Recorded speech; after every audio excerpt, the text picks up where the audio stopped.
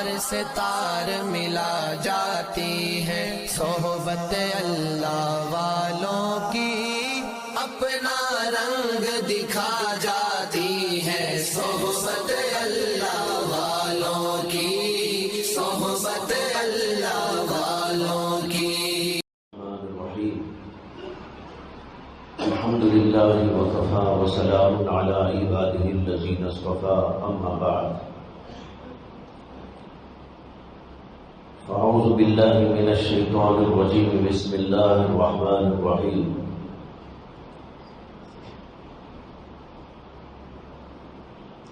یا ایھا الذین آمنوا توبوا الی اللہ توبۃ نصوحا۔ محترم بھائیو، کل بھی عرض کیا تھا کہ اللہ کی جناب میں سچی پکی توبہ کرنے کا اللہ نے حکم دیا ہے۔ اللہ کی طرف سے توبہ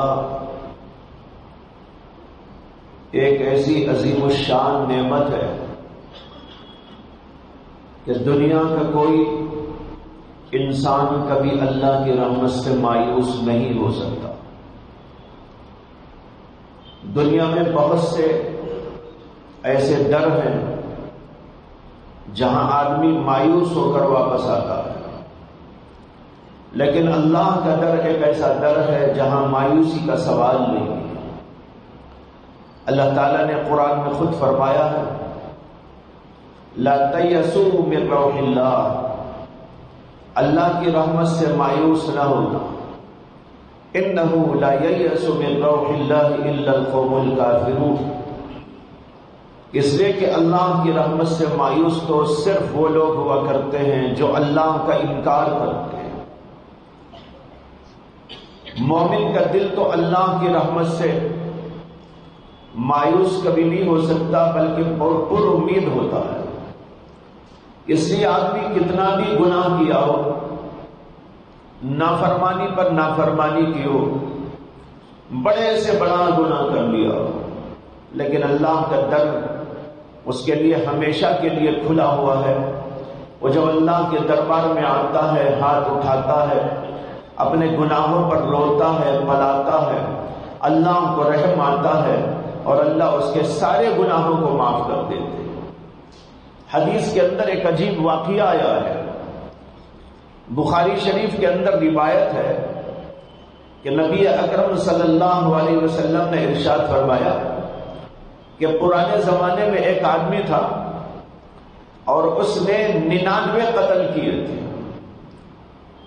ظاہر بات ہے ایک قتل بھی بہت بڑا گناہ ہے، تو 99 قتل یعنی 99 انسانوں کا مرڈر کیا ہے۔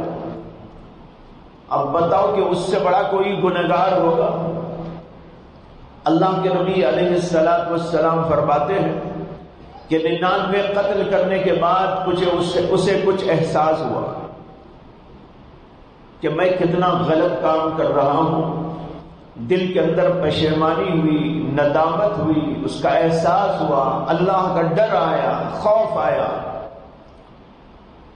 تو اس نے لوگوں سے معلومات کیے، اس لیے کہ اس کے پاس کچھ علم نہیں تھا۔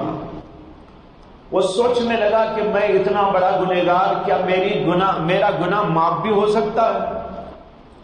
اگر اسے یہ آیت معلوم ہوتی کہ اللہ نے قرآن میں فرمایا یا عبادی الذین اسرفوا علی انفسہم لا تقنطوا من رحمت اللہ ان اللہ یغفر الذنوب جميعا انہ هو الغفور الرحیم، اے میرے وہ بندو جنہوں نے اپنی جانوں پر ظلم کر لیا۔ جانوں پر ظلم کا مطلب ہے گناہ کرنا۔ آدمی جب گناہ کرتا ہے تو وہ خود اپنے اوپر ظلم کرتا ہے، وہ کسی پر ظلم نہیں، وہ خود پر ظلم۔ جب آدمی زنا کرتا ہے، شراب پیتا ہے، جھوٹ بولتا ہے، رشوت خوری کرتا ہے یا اور کچھ گناہ کرتا ہے، قتل کرتا ہے، یہ سب وہ گناہ ہیں جو خود اس کے اوپر ہی عائد ہوتے ہیں۔ اس لیے قرآن میں جگہ جگہ اس طرح کے جملے آئے ہیں کہ جو لوگ اپنے آپ پر ظلم کرنے والے، جو لوگ اپنے آپ پر ظلم کرنے والے، کیا مطلب؟ جو لوگ گناہ کرنے والے ہیں وہ اپنے آپ پر ظلم کرنے والے ہیں۔ تو اللہ نے فرمایا یا عبادی الذین اسرفوا علی انفسہم، اے میرے وہ بندو جنہوں نے اپنی جانوں پر ظلم کر لیا، گناہ کر لا تقنطوا من رحمت اللہ، تم اللہ کی رحمت سے مایوس نہ ہو، ان اللہ یغفر الذنوب جميعا، اللہ تو تمہارے سارے گناہوں کو معاف کر دے گا۔ تو اس بیچارے کو یہ آیت نہیں معلوم تھی، جاہل آدمی تھا، اس نے دیکھا کہ بھائی کسی سے معلومات تو کروں کہ میرے جیسے گنہگار کی توبہ بھی ہو سکتی ہے کہ نہیں ہو سکتی۔ تو اس نے دیکھا کہ ایک صاحب ہے مسجد کے کونے میں بیٹھے ہوئے ذکر کرتے رہتے ہیں، عبادت کرتے رہتے ہیں، سجدوں پر سجدے کرتے رہتے ہیں، دن رات عبادت میں ان کی گزرتی۔ تو دیکھا سمجھا یہ بڑے اچھے آدمی ہیں، ان سے ذرا معلوم کر لوں، لیکن اسے یہ نہیں خبر تھی کہ مسئلہ کس سے پوچھنا چاہیے۔ مسئلہ پوچھو عالم سے، صرف کوئی عبادت کرنے والا ہے تو وہ صحیح مسئلہ ہو سکتا ہے کہ نہ بتا سکے، اس لیے علم حاصل کرنے کے لیے یہ حکم ہے فَاسْأَلُوا أَهْلَ الذِّكْرِ إِن كُنتُمْ لَا تَعْلَمُونَ، اگر تمہیں پتہ نہ ہو تو اہل ذکر یعنی اہل علم سے پوچھ لیا۔ تو اس نے دیکھا کہ بھائی کوئی صاحب ہیں عبادت میں لگے رہتے ہیں، صبح شام عبادت میں ہیں، چلو پوچھ لیں گے۔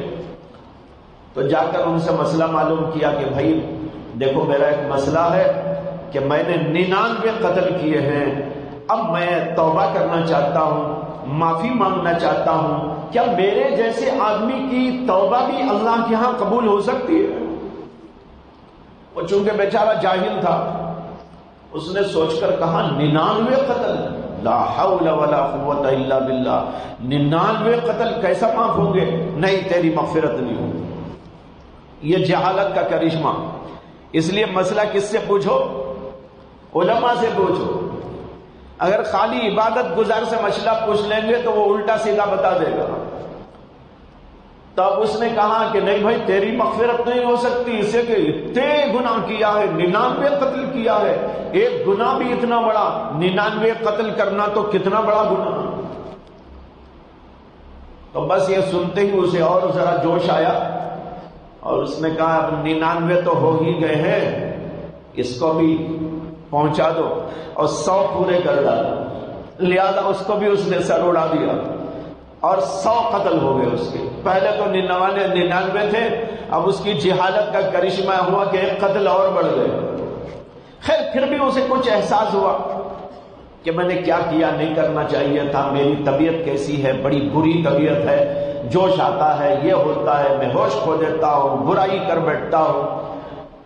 تو اب پھر دوبارہ اسے جو ہے احساس ہوا، تو اس نے ایک عالم سے جا کر ملاقات، ان سے جا کر مسئلہ پوچھا کہ حضرت میں نے 100 قتل کر دیے ہیں، کیا میری توبہ ہو سکتی ہے؟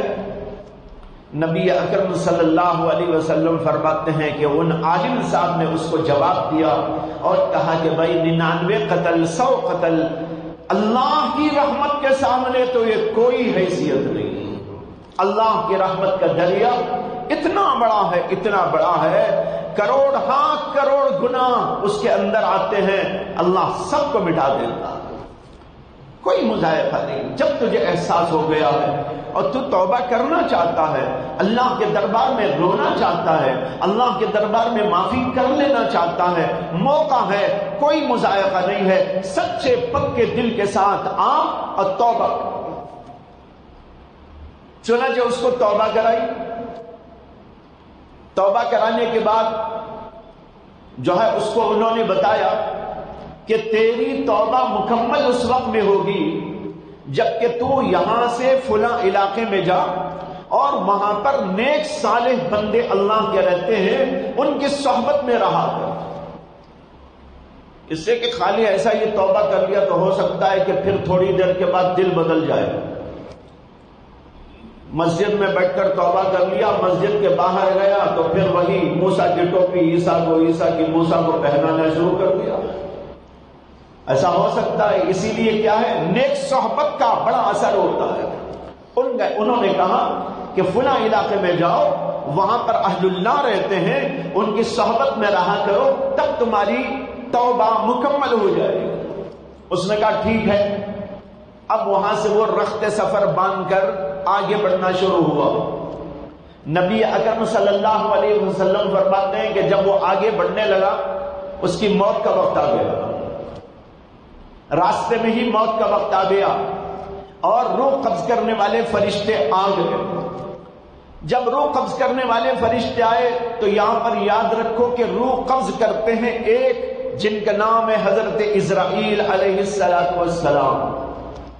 اسرائیل کے نام کے ساتھ ہم بولتے علیہ السلام، دعا دیتے نہیں دیتے؟ جیسے بولتے ہیں نا محمد علیہ السلام، عیسیٰ علیہ السلام، جبریل علیہ السلام، اسی طرح کہتے ہیں اسرائیل علیہ السلام۔ یہ جملہ بھی بہت اچھا جملہ ہے، اس لیے کہ جب جب بھی ان کا نام لیں اور ان کو درود بھیجتے رہیں، سلام بھیجتے رہیں، ہمارا سلام اللہ ان کو پہنچاتے رہیں گے۔ بھائی فلاں میرے بندے نے تم کو سلام بھیجا ہے، جب وہ روح قبض کرنے آئیں گے نا تو ذرا رعایت بھی کر لیں گے، اس کا سلام تو آتا تھا روزانہ، یا کبھی کبھی جب بھی نام میرا لیتا تھا تو یہ بندہ میرے اوپر سلام بھیجتا تھا، تو رعایت کر لیں گے۔ دیکھو کیسی اچھی پاکیزہ تعلیم ہے اسلام کی۔ تو بہرحال حضرت اسرائیل روح قبض کرتے ہیں، لیکن روح نکالنے کے بعد اس کو لے جانے والے فرشتے الگ ہوتے ہیں، اور وہ دو قسم کے ہوتے ہیں۔ نیک لوگوں کی روح لے جانے والے فرشتے الگ، اور برے لوگوں کی روح لے جانے والے فرشتے الگ۔ نکالنے والا فرشتہ تو ایک ہی ہوتا ہے، لیکن روح کو قبض کر لینے کے بعد اللہ کے دربار میں اس کو لے جانے والے فرشتے دو قسم کے ہوتے ہیں، نیکوں کی روح کے لیے الگ، بروں کی روح کے لیے الگ۔ اب اسرائیل آئے، روح قبض کر لی۔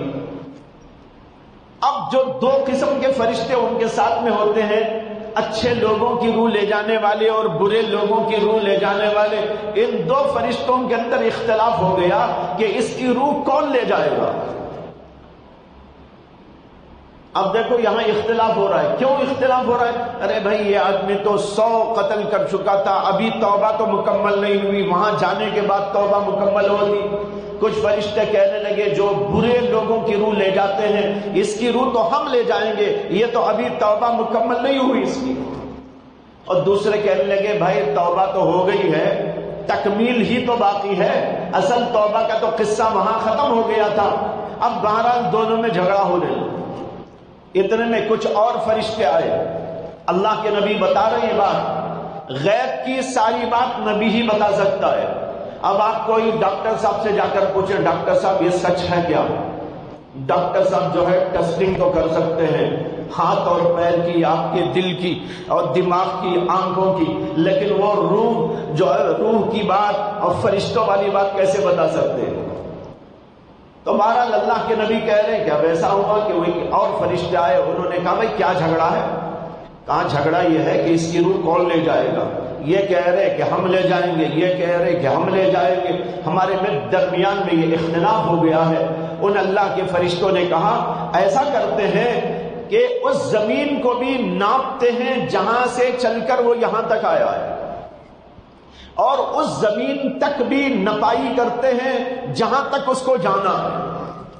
دونوں کی زمینوں، دونوں طرف کی زمینوں کو ناپنے کے بعد دیکھتے ہیں یہ کون سی زمین کے قریب تھا۔